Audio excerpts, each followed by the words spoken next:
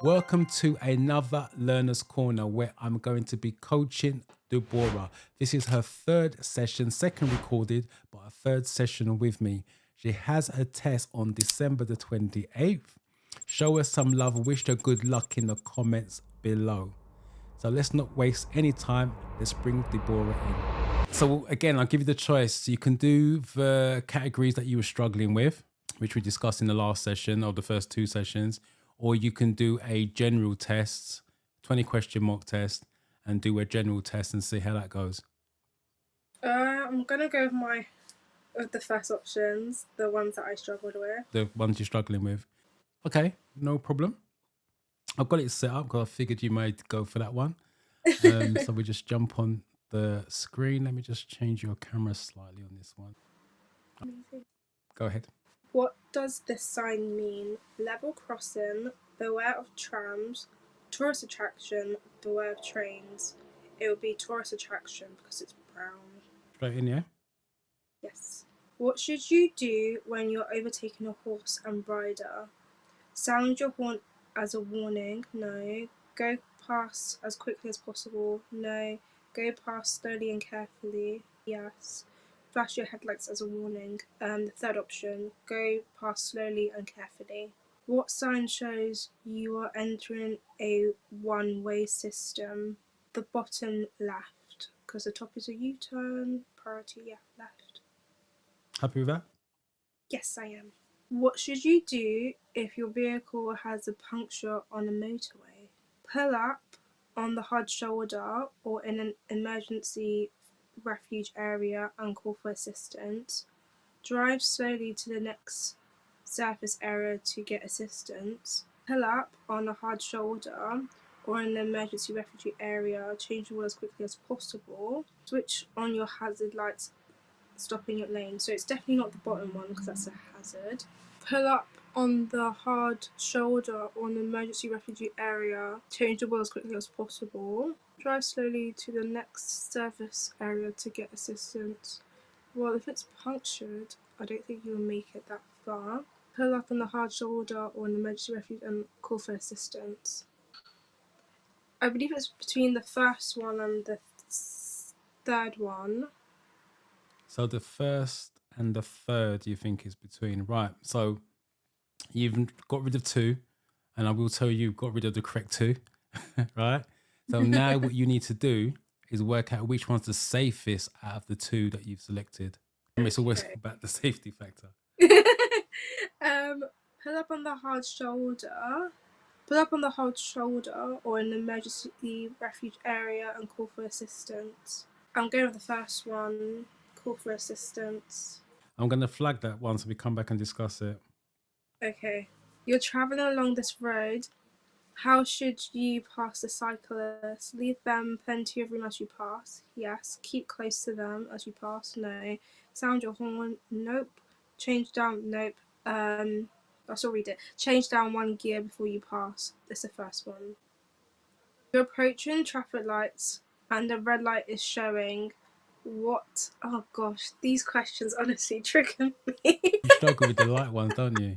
I do. Like anytime I see a traffic light, I just get so overwhelmed. What signals will show next? Oh my gosh, you literally said this last week. I didn't realize how badly I struggled with them. It won't be green and amber, and it won't be green alone.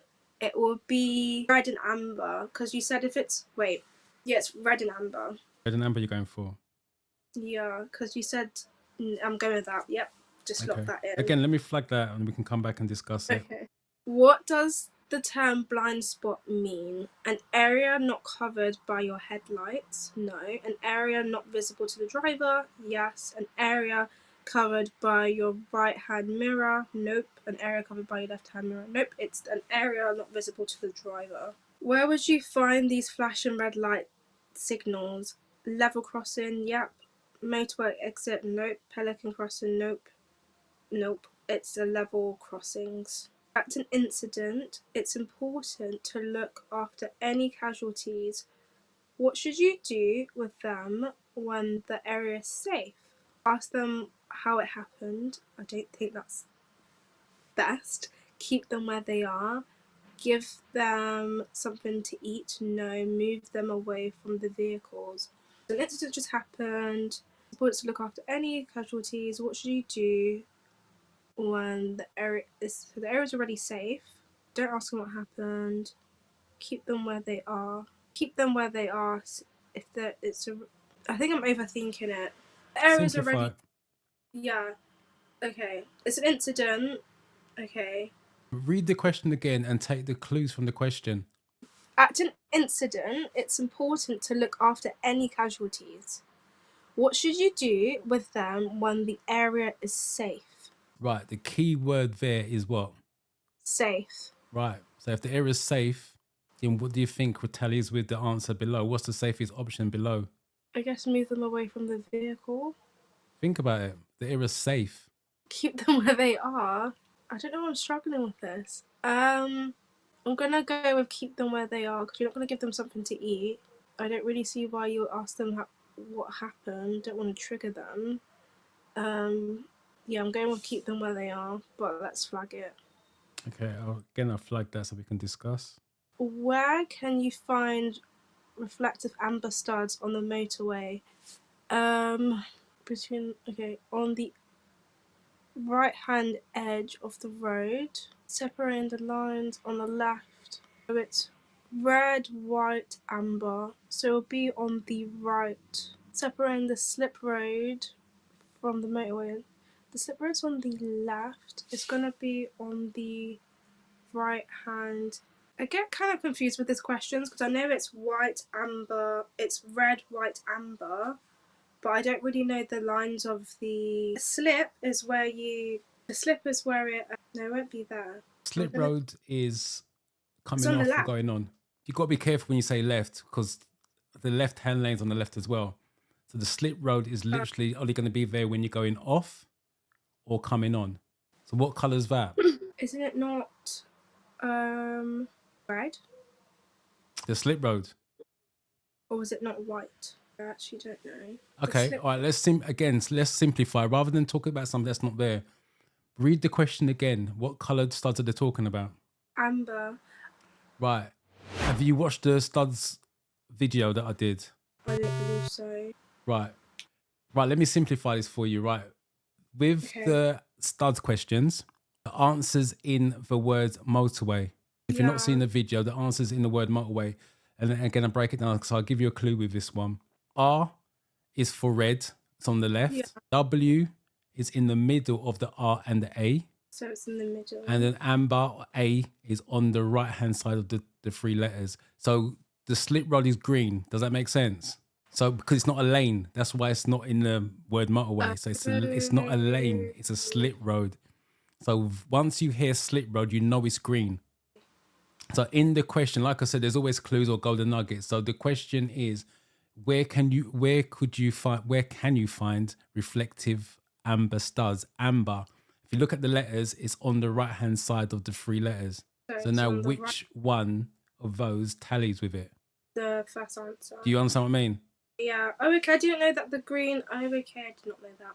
Yeah, it's best way to simplify it. Green is slip road. It's not a lane. It's a slip road where the lanes are there all the time. That's why I said be very careful when you say the slip road's on the left because technically it is on the left, but it's not there all the time. It's only there when you're coming off or coming on. Does that make sense? Yeah, it does. Thank you.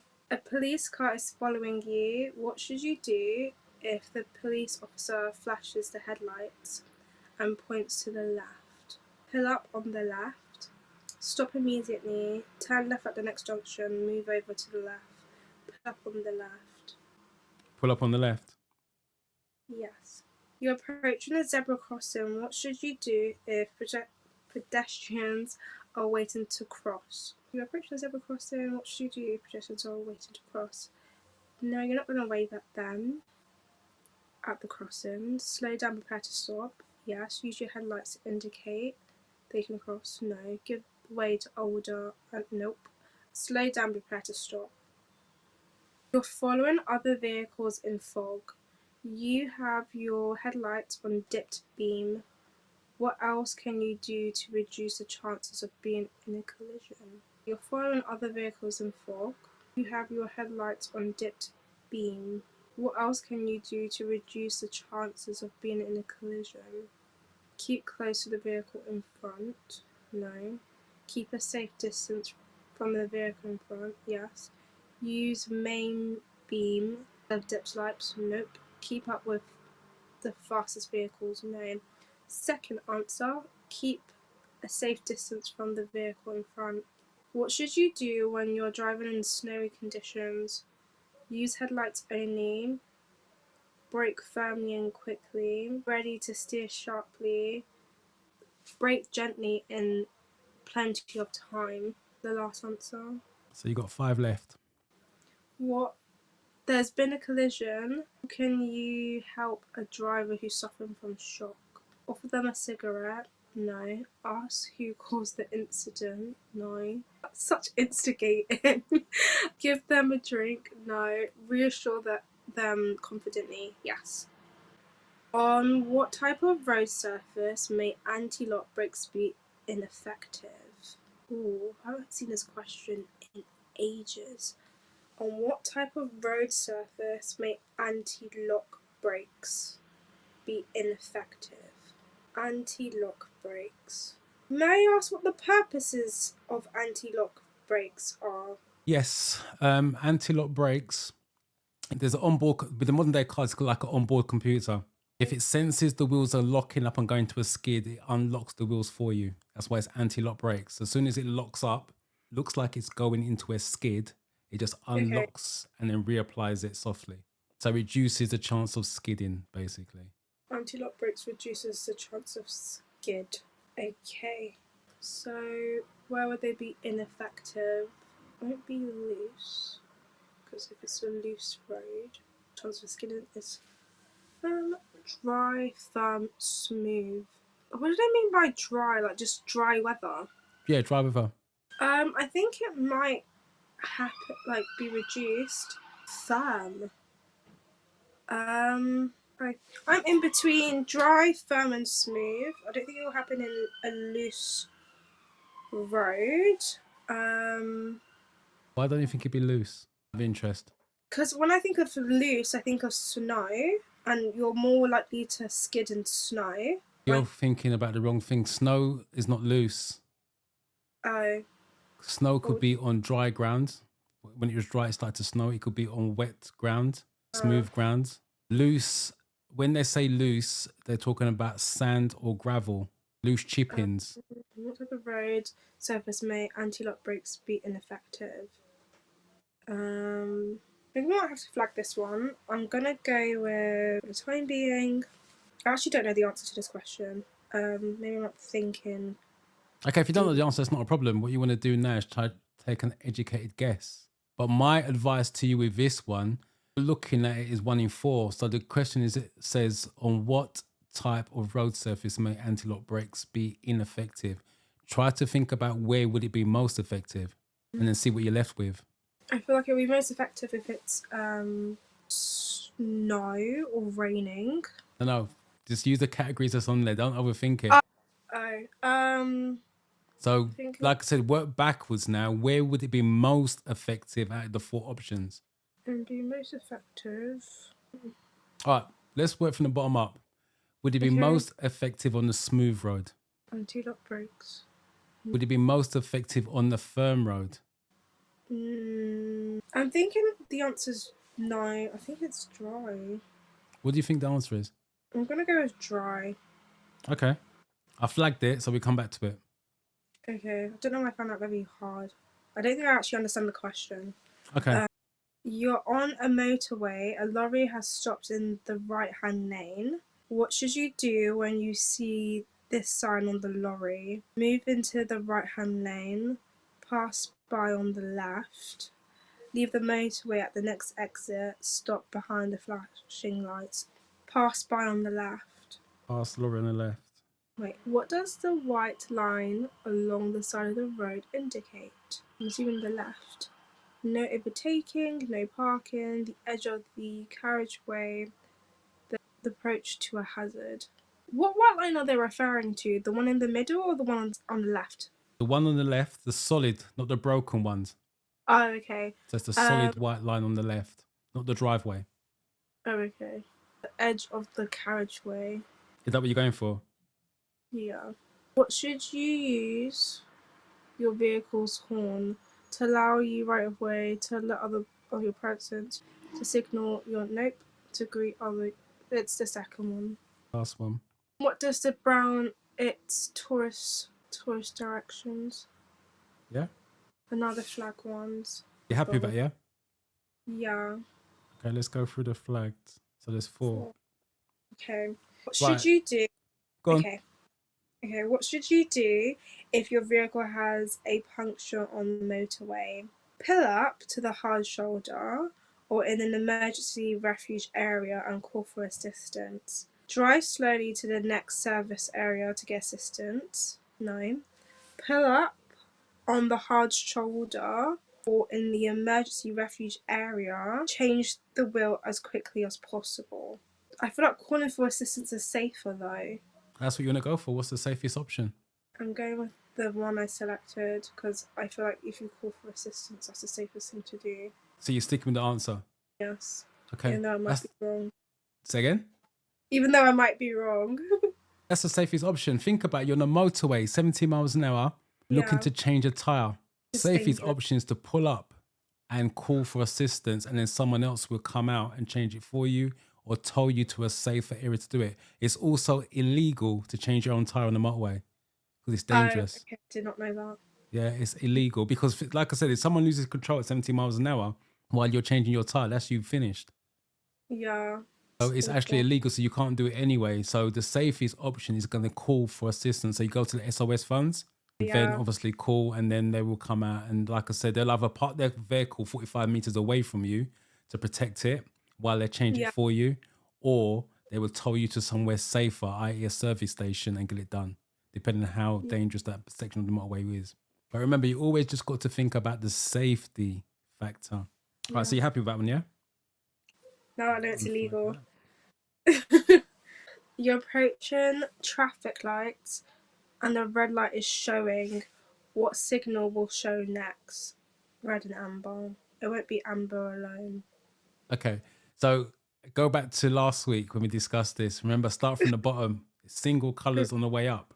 Green. Remember, green, amber, red, red and amber together, amber, and then green. So red and amber is the right choice. Yeah, because I remember saying, no, it can't be amber, can't ever be by herself because it's always flashing. That's what I remember. At an incident, it's important to look after any casualties. What should you do with them when the area is safe? Ask them how it happened. No. Keep them where they are. Give them something to eat. No. Move them away from the vehicles. What should you do with them when the area is safe? Keep them where they are because you don't want to move them. Correct. The area is safe, so why move them? Moving someone unnecessarily can cause them more harm than good that you can't see. Internal, neck injuries, spinal injuries. So if the area is safe, leave them there. Obviously, if the area is unsafe, then you may want to think about moving them to somewhere safer. Key to the question, like I was trying to say to you, is that the area is safe. Once it's safe, you know what, I'm leaving you where you are. End of. Right, let me unflag that. Oh, no, this one. Oh, okay. Right, this one. So you were struggling with this one. Do you want to try again or do you want me to explain it? I'm going to try again. So on what type of road surface may anti-lock brakes be ineffective? Anti-lock brakes are pretty much, I'm trying to dumb it down in a simplistic way what anti-lock brakes do. If you anti-lock brakes, as I said, if you go into a skid, it unlocks the wheels, so it starts to turn and it applies the brake softly. My advice with this is work backwards. So where would the anti-lock brakes be most effective? You've taken driving lessons, you walk, you know what the road looks like. Look at all of those and which roads do you drive on a regular basis? A dry road? So then the brakes will be most effective on a dry road. Yeah. Firm road. The roads are firm. Do roads look firm? I think roads are always firm, aren't they? Because they're tarmac. Even if it's grass, it's solid. Yeah. So the anti-lock brakes are going to be most effective on a firm road. And a smooth road, again, it will be most effective on a smooth road. So did I say loose at some point? Because I think I said loose and then You I said it can't be on loose roads. Oh, it can't be a loose. So loose road is literally like stones, gravel, that type of thing. Because if it's loose, think about it when you're walking. If you're walking on a loose surface, you don't get a proper grip. That's yeah. So if a car skids, it's unlikely the anti-lock brakes can't stop it from skidding because it's sliding because the surface is loose. Oh, okay. I think I was thinking of the question in a reverse way. Yeah, but it's loose. I'm gonna leave dry though. So dry is where it's going to be most effective, because if it's dry, then it's going to have a proper grip. Then the brakes can release it straight away. That's where it's going to have the most effective. Firm is just literally a solid ground. So compact grass, if you was driving off-road kind of thing, and smooth is just when the road is really just smooth, no potholes, that type of thing. Okay. So it's going to be ineffective on loose because regardless of what happens, it's not even you that's skidding. It's just literally the surface not gripping, the tires not gripping the stones, the gravel, whatever happens to be. There's a sign, a triangle sign. I don't know if you've come across it, where it's got like stones coming from the wheels of a car. It's in a triangle. And normally when they do digging up the roads, so when they dig up the tarmacs and it's just no tarmac on top, they normally drive slowly and loose chippings because it doesn't have proper grip on those type of roads. Okay.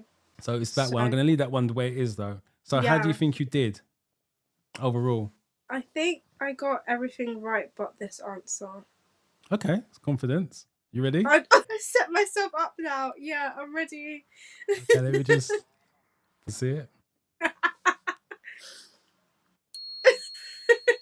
You was 100% correct. Oh my gosh, that question really dumbfounded me. I was just like, I don't understand this question. Like, I don't get it. Even though you explained it, it still wasn't comprehending. I was just like, what? But now I know that it's most effective on dry roads, but most ineffective on loose. Yeah, it's always going to be loose. Like I said, it's sand, gravel. When you go to the beach, as a prime example, your toes always sinking in because there's nothing there to hold you. Do you know what I mean? So that's why it's there. Another way of looking at it is, what type of roads do you drive on a regular basis? Smooth, firm, wet, dry. You talk about snow. Snow is still on dry roads. It just makes it wet or makes it icy. When you go into some people's driveways where they just got the sand and the gravel, that's the type of roads they're talking about as well. So it's less grip. Right. So how are you feeling now? I'm feeling a lot more confident. Practice makes you perfect. When I first started, makes you better, but hey. Oh, better, not perfect. Yeah, as in you feel more confident. Like when I first started, I was second guessing myself. I was so unsure. I was struggling to make decisions, but through doing this and putting myself out there, I feel a lot confident. And I only got one question wrong, which I knew that I got wrong, which is good. And with each session, you've got better and better with your questions. So as I said to you before at the start of this, you're heading in the right direction. You're doing everything right. Do you know what I mean? A little bit self-doubt's coming back, but you're still getting to the right answer anyway, regardless. Whereas when we first met, you were having self-doubt and picking the wrong answers. Do you know what I mean? So at least you're having self-doubt but picking the right answers.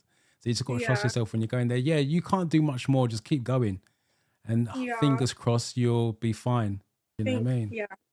Yeah. And I'm happy that we still flagged the answers and they were right. Even though you said you're going to flag them, I still stuck with my answers anyway. And they were still right. Because I think the first session, I would have been like, oh my gosh, he's flagging them. That means it's wrong. And I would change my answers. But now I feel a lot confident with my answers. So that's good. I'll flag them so we can discuss, so I can remove those doubts, make you a bit more confident if those questions came up on the day of the test kind of thing. Do you know what I mean? As I said, you're on course. All you got to do is just keep ticking over and you're on course with it. Hopefully you got some value from this. If you would like to be coached for your theory, send me an email at info@drivingtheoryuk and let me know what you are struggling with. Give me some background information so I know what I'm dealing with. and then I will arrange to make a mutual time so we can record the sessions. Remember, it's ongoing until you pass your theory test. It's not a one-off session. It's ongoing until you pass your theory test. Make sure you like, comment, and subscribe to the channel for more videos like this. YouTube's going to show you a video here. I'm going to show you a video here. Go off and watch which video is relevant to you, and I shall catch you in the next video.